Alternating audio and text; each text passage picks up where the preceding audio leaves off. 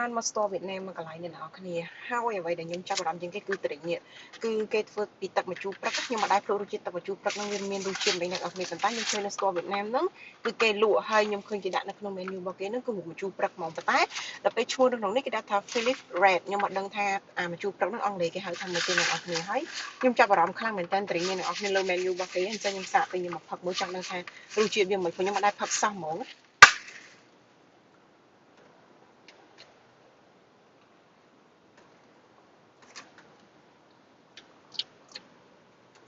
រសជាតិវាស្រៀងដូចផ្លែគៀមបួយអ្នកនរគ្នាហើយក្លិនរៀងឈ្ងុយជាប់មាត់រៀងគៀមបួយហ្មងគៀមបួ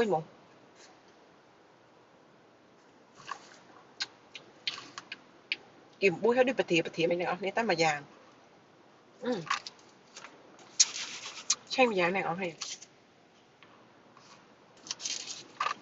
ខ្ញុំមិនដឹងថាហ្នឹងវាគឺជា real taste ឬក៏ real flavor របស់ទឹកម្ជូរព្រឹកហ្នឹងហ្មងឬក៏អត់ព្រោះខ្ញុំអត់ដែរសាកសោះហ្មងនេះលើកទី1ដែលខ្ញុំរកបានណាព្រោះខ្ញុំឃើញវីដេអូគេថាអានេះគឺជាទឹកម្ជូរព្រឹកអីអញ្ចឹងណាខ្ញុំក៏សាកទិញញ៉ាំទេប្លែក